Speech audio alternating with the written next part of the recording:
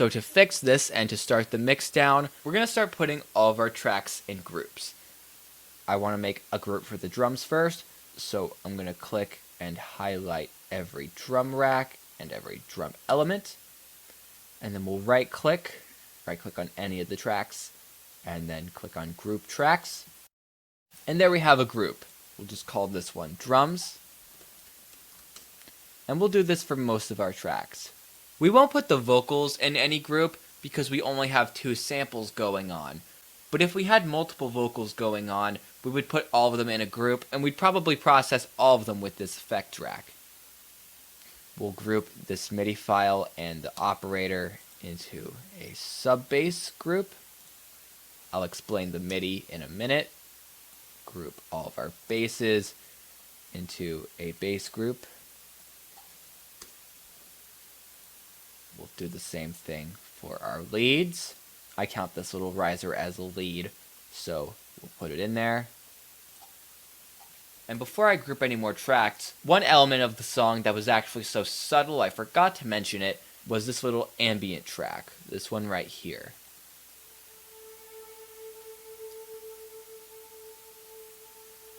You can make ambient pads in several different ways, but the way I made this pad was by taking Ableton's Grand Piano preset, the one that comes default with every copy of Ableton, and then adding a lot of effects onto it, adding some distortion and EQing, and then of course reverb because it's a pad, to create this very organic sound that's harder to achieve from a synth. The inspiration from the sound actually came from 40, who is well known for producing most of Drake's songs. In an old interview of his that I read, he stated that a lot of his ambient pads, which people think are synths, are actually piano sounds that he distorted and put other effects on.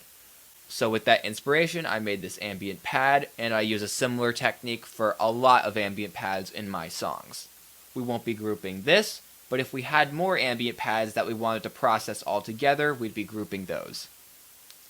And for our last group, we'll take our 3 effects, and then we'll click Group Tracks, and we'll just call it Effects. Now that we have everything in groups, it's a lot easier to look at and a lot easier to manage. If I want to look at my drums, I can just click, and there's my drums. I can tweak anything I want to, and when I'm done with that, I can click again, and it's gone. While the cleaner aesthetic and convenience might be a nice feature of grouping sounds, the main reason why I put sounds of the same category into these different groups is because it's essential for making a good mix down on your tracks. Basically what I'll be doing for these groups is I'll be putting effects onto the groups themselves to compress all of the sounds together, putting them at an even volume and having them all affected together. This is very easy to manage, and it's a lot more convenient than if you tried doing something like taking all of your drum racks and putting the same effect on them. That would also eat up a lot more CPU. So, because our drums are the first group we made, we'll start with those. We're going to take the group and put it at minus 4.2 decibels. And we're going to add our first effect, which will be an EQ8.